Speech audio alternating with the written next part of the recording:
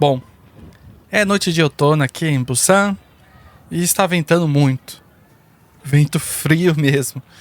Que me pegou de surpresa, na realidade, despreparado. Porque Busan normalmente é mais quente que Seul, né? A gente pressupõe isso. E o outono demora para chegar. Mas enfim, nessa noite fria sinto o vento que vem do porto que carrega. Tem esse cheiro de sal, de diesel, de algo mais que eu não sei nomear direito. Talvez seja o cheiro da própria transição de estação. Que agora estamos, né, do outono para o inverno. Daquilo que está prestes para mudar, mas ainda não mudou. Estou aqui, na frente da estação de Busan, a Busan Yok. Olhando para essa gente puxando mala, correndo para pegar o último KTX para Seul, né?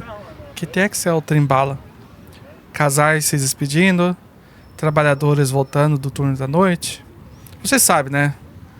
Todo mundo conhece a Busan oficial. Quem acompanha os K-dramas, filmes, a Busan dos guias turísticos, dos vlogs de viagem, dos influenciadores, que vem aqui passar 3 dias e sai com vlogs, comendo frutos do mar, sabe? E vídeos curtindo Haeundae, aquela praia linda, cheia de arranha-céus assim, é bem bonito de noite. Ou então o vilarejo colorido, né, que é Jigancheon, que eu chamo de favela coreana, que eu vou fazer um vídeo sobre isso em breve. Que aparece todo o thumbnail assim, de YouTube quando você pesquisa viagem para Busan. Também tem os cafés de Gwanghwaলি, os templos budistas, né, que são pendurados nas montanhas do mar. O mercado de peixes, que parece um aquário gigante, por exemplo, de Jagarthi. Essa é a Busan que vende. A Busan que exporta a imagem, né? Que Busan é a segunda maior cidade da Coreia. Mas a poucos metros de onde estou agora, literalmente, poucos metros, vocês vão ver daqui a pouco, que existe uma outra Busan. Uma Busan de neon cansado, de placas escritos em russo, chinês, de bares que não aparece nenhum guia, de histórias que a cidade prefere não contar para quem visita aqui. E é essa Busan que eu vim mostrar hoje para vocês. Essa Busan um tanto quanto profunda, às vezes submersa, escondida, ou que aparece apenas numa noite dessas. E antes de começar, vou deixar bem claro uma coisa, né? Que esse vídeo não é tipo um turistão na zona vermelha, nem a zona de prostituição. Não vim fazer esse tipo de vídeo. Não vou filmar as mulheres trabalhando ou na rua, mostrando elas tentando pegar clientes para gerar clique fácil. Não vim com aquela energia de gringo curioso, querendo mostrar o lado obscuro da Ásia, entre aspas, né? É o tipo de conteúdo que eu pessoalmente não faria, e também não é o objetivo daqui, sendo sincero, porque transforma a precariedade dos outros em entretenimento sem oferecer nada em troca, além de julgamento disfarçado de curiosidade. O que eu quero fazer aqui é diferente. Quero caminhar para essa região, que é a Texas Street, a rua de Texas, e a Chinatown, e os arredores aqui da estação de Busan. Como quem caminha para um museu a céu aberto, assim, numa noite dessas. Só que o museu que ninguém coordenou, que ninguém organizou, que está ali, simplesmente porque a história se acumulou em camadas, como sedimentos em um rio, como uma cicatriz no centro da cidade. E se vocês vierem para Busan, descendo da estação de trem, é só atravessar a rua, gente. Não é muito longe, não é muito difícil de achar, para ser sincero. E talvez nessa região aqui, talvez seja o que me interessa mais. Não é o escândalo, não o choque também, mas essas camadas de história, quase arqueologia, sabe?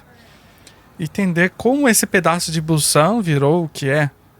Essa fronteira estranha entre Coreia, Rússia, China e Estados Unidos. Tudo aqui, de uma forma ou de outra, está nessa rua. É tipo um limbo urbano, onde o Estado finge não ver e as pessoas continuam existindo mesmo assim. Numa margem da sociedade, meio cinzenta assim. E andando por essas ruas aqui, a primeira coisa que você nota, né, saindo da estação, é essa mistura de mundos que se chocam sem pedir licença. De um lado, o fluxo organizado de passageiras, malas de rodinhas, casacos de outono, as senhoras ajumás, né, carregando sacolas de compras. Do outro lado, não muito longe aqui, o mar, o porto de Busan, um dos maiores da Ásia, com seus guindastes recortando o horizonte com dedos metálicos apontando para o céu. E no meio disso tudo, espremido entre a modernidade dos trens-bala e a imensidão do oceano, esse miolo de ruas antigas, com fachadas de motel barato, letreiros em cilírico, anúncios de casas de intercâmbio, restaurantes com cardápios em 3 idiomas. E a primeira impressão, eu confesso que quando eu passei aqui, foi até sem querer, assim, numa noite de verão, e o negócio é tremendo, assim. Mulheres na rua, chamando clientes. É muito louco. Não esperava encontrar isso na Coreia, né? Mas hoje no vídeo vai ser um pouco diferente, porque é um dia muito frio.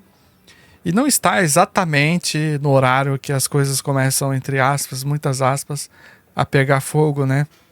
Mas a impressão que se tem, assim, até durante o dia, porque você vê muitos desses lugares fechados, eu até mostrei no meu vlog isso, que você sente que é um lugar meio suspeito, meio perigoso, assim, meio não deveria estar aqui. E é exatamente por isso que a maioria das pessoas pega o metrô e vai direto para outro bairro, para, sei lá, Somyeon ou Haeundae, e não volta mais. Os guias turísticos, né, reforçam essa impressão dessa região. Alguns ainda descrevem essa área como degradada, problemática, aconselham ter cuidado. Mas raramente explicam por quê, né? Raramente contam que esse lugar foi, por mais de um século, a principal porta de entrada de imigrantes para a Coreia. Chineses no final do século XIX, americanos durante e depois da Guerra da Coreia, e russos a partir dos anos 90. E talvez seja exatamente isso que me atrai nesse lugar. Não o perigo, que é mais imaginado do que real. A menos que você queira entrar num desses bares meio suspeitos. Mas eu gosto daqui, realmente é da honestidade e voluntária, assim, que eu gosto desse lugar.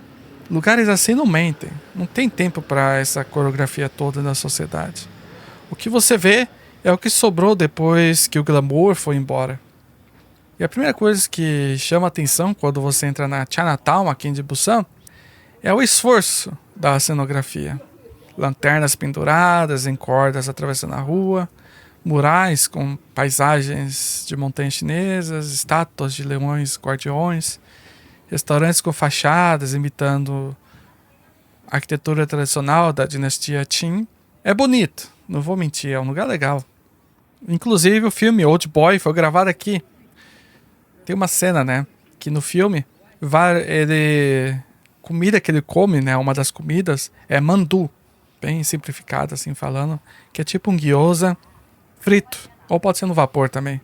Mas ele comendo frito e era sempre no mesmo lugar por vários anos.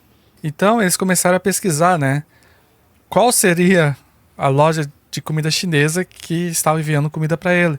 Ele começou a ir em vários restaurantes, né, e experimentar, até descobrir o restaurante que enviava comida para ele.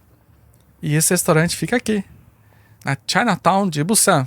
Até no meu vlog eu comi nesse restaurante, que ele descobre qual é o mandu que estava enviando para ele. Bem interessante. Eu recomendo Old Boy. É um filme muito bom para assistir com a família, assim, vale a pena. Então esse bairro, assim, tem esse charme, né? Gravaram vários filmes aqui. Tem esse charme meio parque temático, de cartão postal que você manda pra família dizendo: olha, conheci a China sem sair da Coreia. Mas aí você olha com mais cuidado, olha para os detalhes, percebe que no meio das lanternas chinesas tem restaurantes ou karaokês com placas em russo.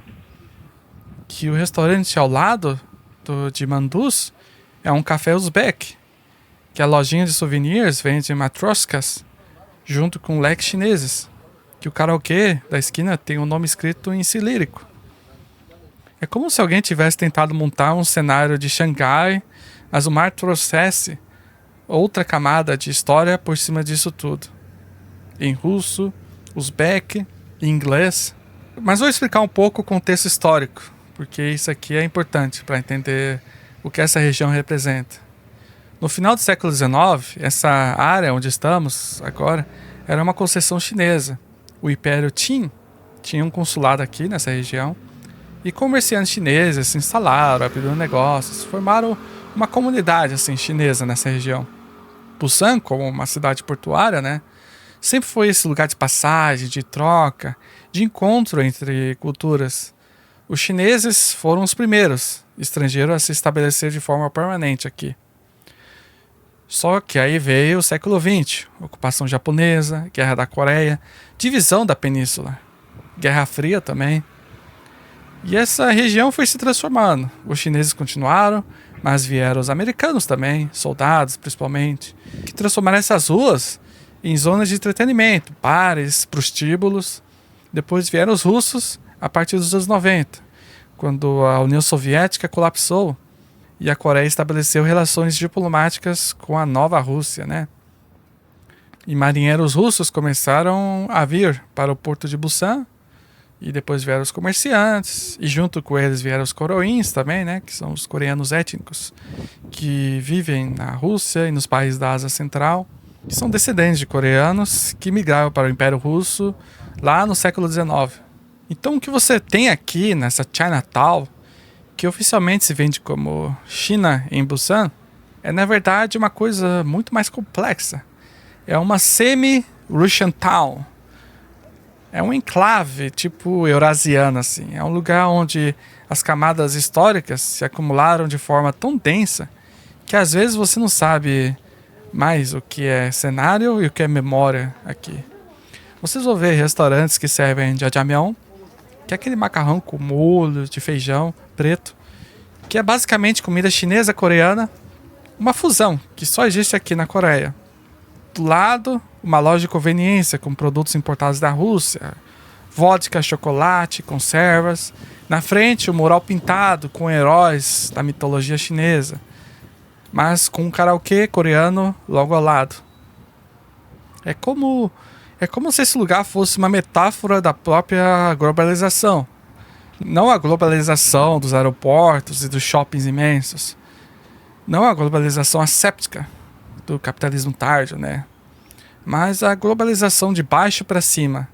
Gente comum cruzando fronteiras, vendendo o que pode, comprando o que precisa, se virando para sobreviver de alguma forma.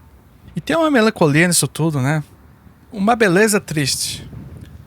Porque você percebe que por trás de cada placa, em 3 idiomas, tem uma história de deslocamento. Por trás de cada restaurante, tem alguém que saiu de casa e nunca mais voltou. Vocês vão perceber que depois de passar pela região chinesa, chegamos em outro local. As lanternas chinesas vão ficando para trás, a luz muda, o neon fica mais cru, mais barato, mais honesto de certa forma. Os letreiros cilíndricos se multiplicam.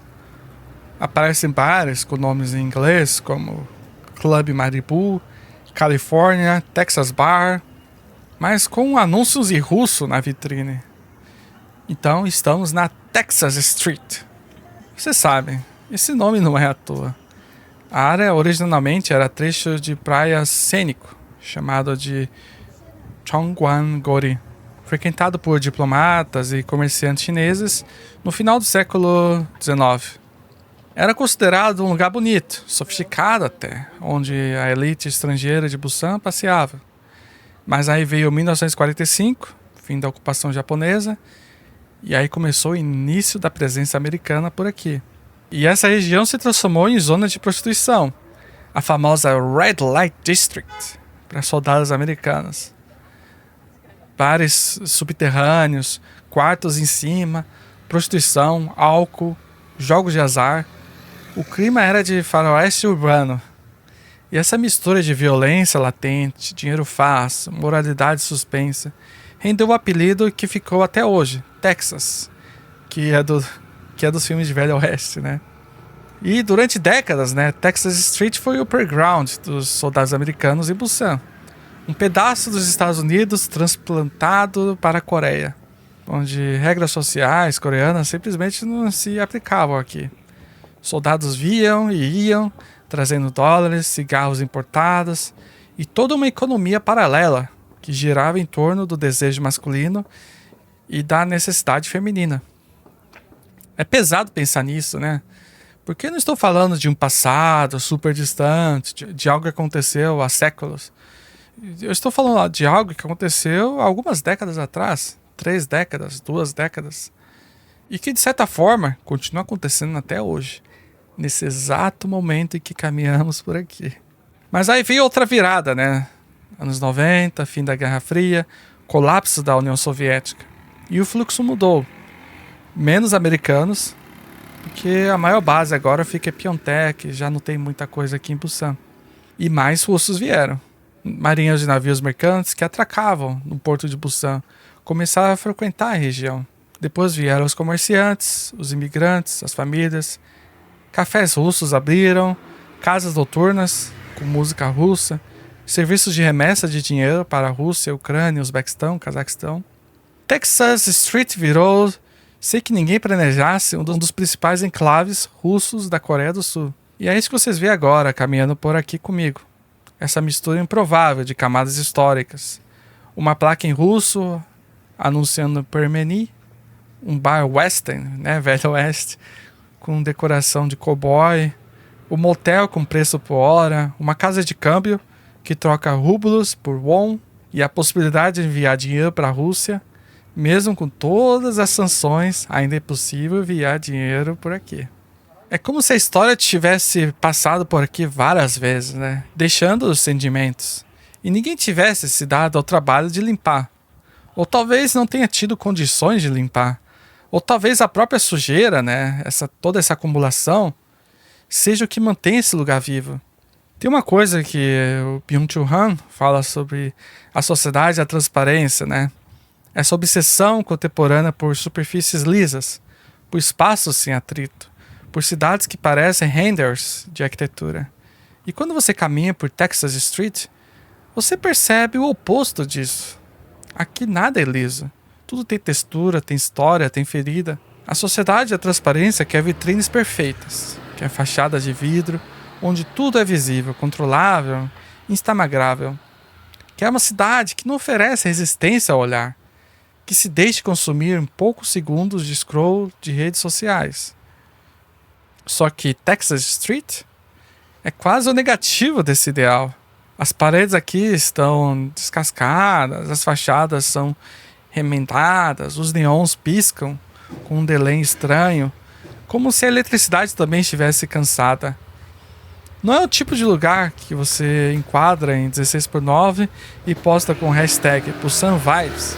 É um lugar que escapa a tudo isso. E Han, né, nesse livro, fala desse mundo que aboliu o segredo, o pudor, a zona de sombra. Tudo tem que ser dito, mostrado, confessado, exposto. Só que o que eu sinto aqui é justamente o valor daquilo que resiste a ser mostrado. Tem coisa que a câmera não alcança. Não porque seja proibido filmar, mas porque existe uma densidade que o sensor não captura. O cheiro de cigarro misturado com fritura velha, o olhar rápido de quem passa e desvia, o silêncio pesado quando você percebe que entrou numa rua onde claramente não era para estar ali. Isso não entra no render da cidade perfeita, né? Se nos bairros novos de Busan tudo é pensado para parecer um catálogo imobiliário, linhas retas, concreto polido, vidro refletindo o céu, aqui você encontra totalmente o contrário. Se encontra quinas tortas, placas sobrepostas, fios embolados num poste que parece um ninho de metal. É uma paisagem que não foi desenhada para ser contemplada, foi improvisada para funcionar. Em vez de transparência, opacidade. Em vez de lisura, atrito. Em vez de experience design, gambiarra. E talvez por isso esses lugares incomodam tanto, né?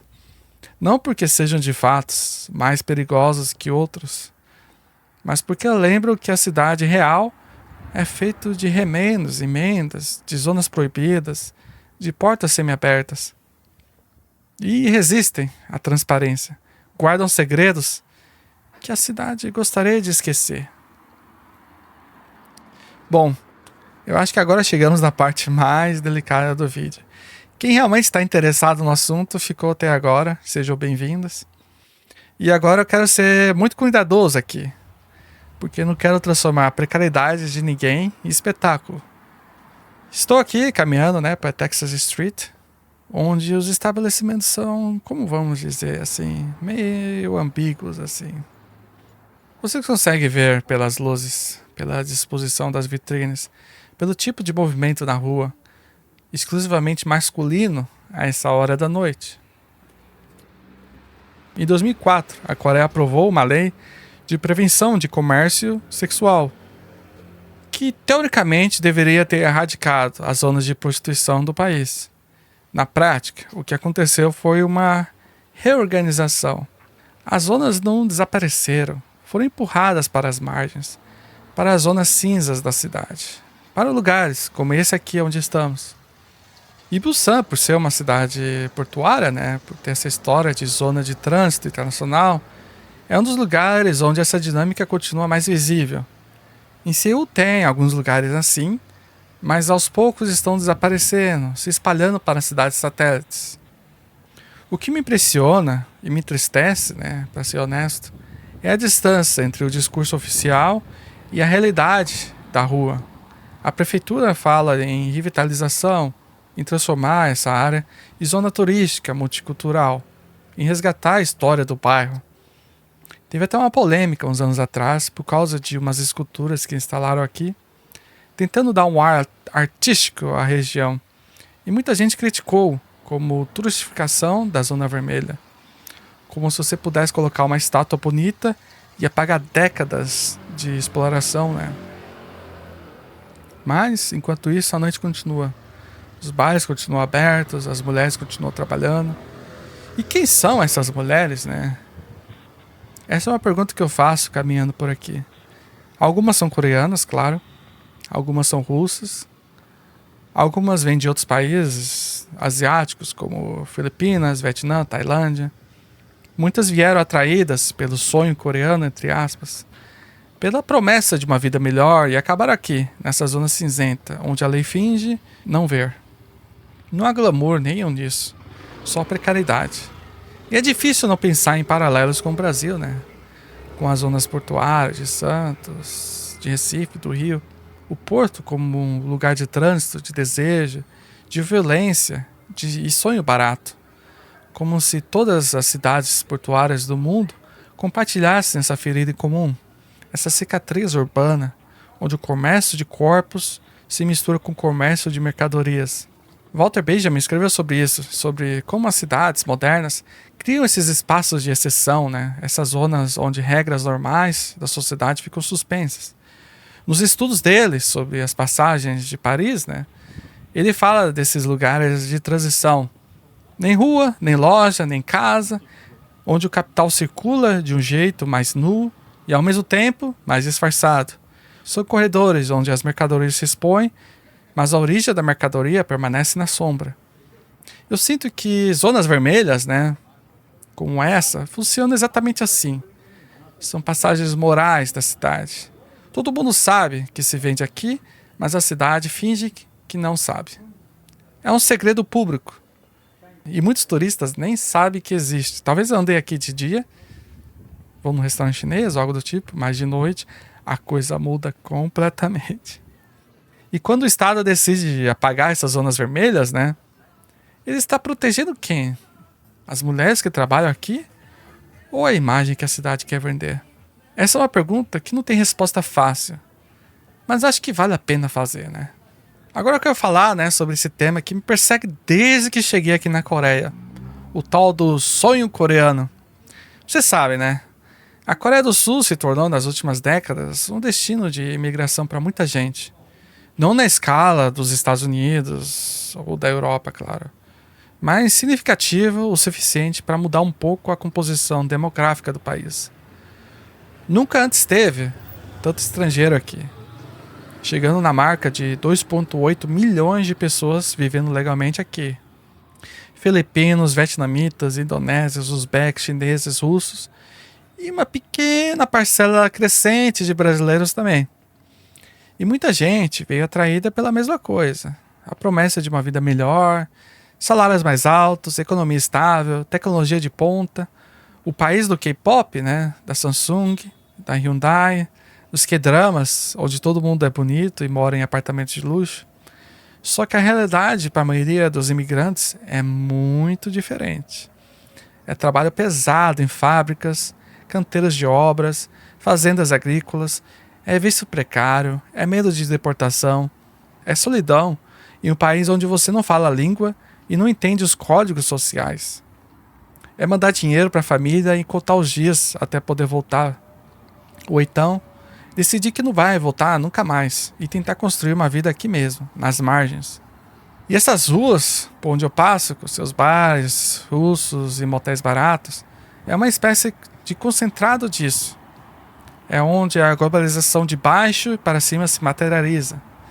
Não a globalização dos executivos e dos turistas de primeira classe, mas a globalização de quem cruza fronteiras vendendo a própria força de trabalho, às vezes o próprio corpo, ou até mesmo a própria voz em karaokês madrugada adentro. Tem uma coisa que me incomoda no discurso sobre imigração, né? Tanto aqui, na Coreia, quanto no Brasil, quanto em qualquer lugar. É essa tendência de transformar imigrante ou em herói ou em vítima. Em empreendedor, corajoso ou em coitado, explorado. Sem nunca reconhecer a complexidade do que é viver entre mundos, né? Porque na verdade é que a maioria das pessoas que vem pra cá não é nem herói nem vítima. É gente comum tentando sobreviver de alguma forma. Gente que faz escolhas difíceis em situações difíceis, ou até extremas, que negocia com as estruturas que encontra, que às vezes se dá bem e às vezes, muitas delas, entre situações complicadas, de exploração mesmo. Aqui na Coreia tem uns números cabulosos assim, de números de pessoas que morrem trabalhando, e muitas vezes essas pessoas falecem. E muitas dessas pessoas são imigrantes sem documento ainda. E as pessoas não têm nenhum direito, sabe?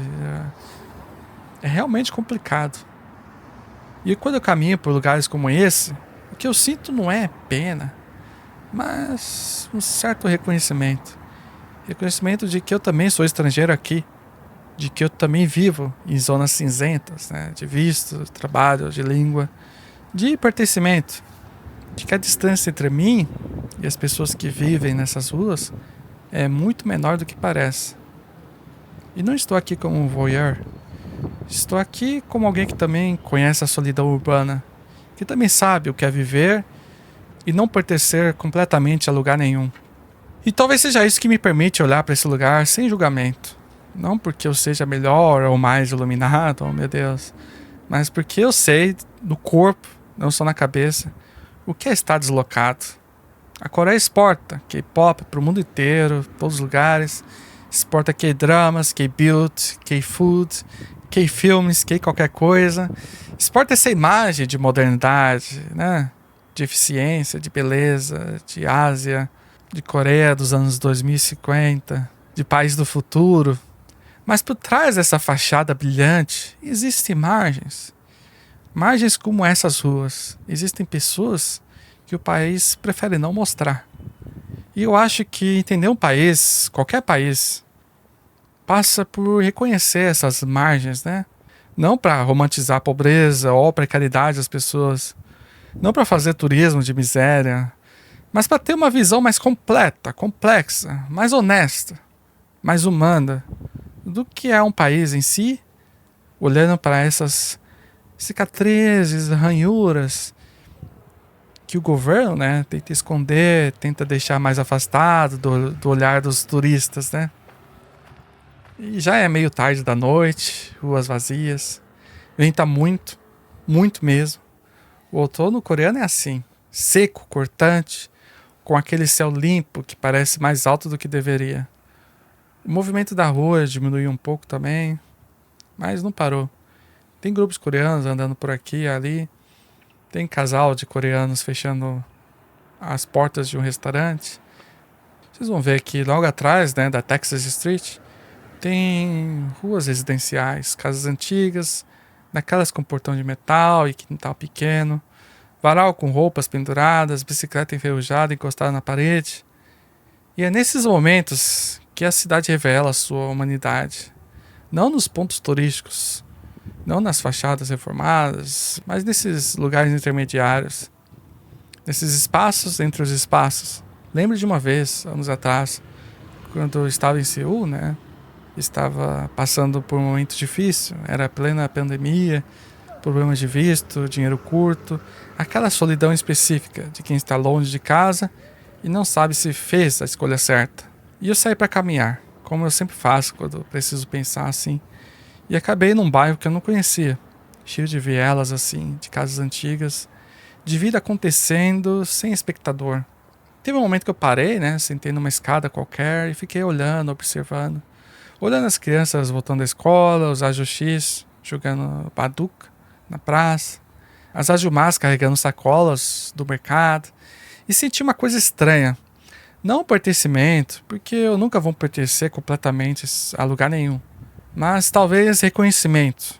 Reconhecimento de que a vida continua em todo lugar apesar de tudo.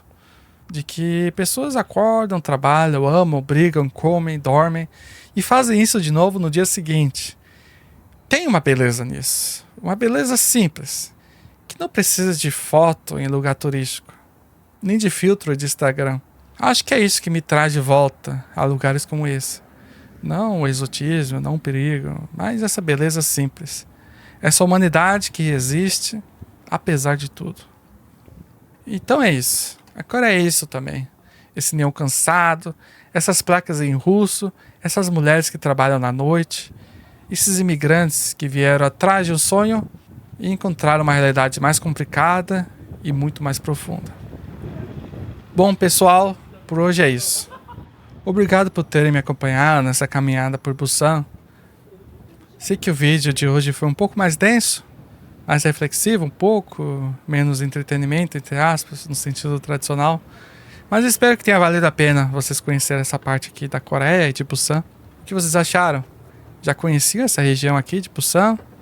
Tem histórias parecidas em outras cidades portuárias ou até na sua própria cidade? Às vezes, sei lá, uma rodoviária, na volta rodoviária, por exemplo. Como vocês acham que a gente deveria lidar com esses lugares que a cidade meio que esconde, sabe? Deixa aí nos comentários. Eu sempre leio e aprendo muito com vocês. O canal continua crescendo graças ao apoio de vocês. Cada like, cada comentário, cada inscrito faz muita diferença.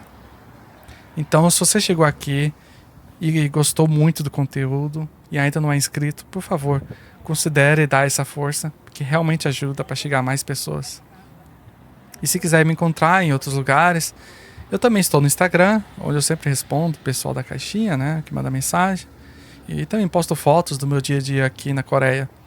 A gente se vê no próximo vídeo. Até mais e tchau, tchau!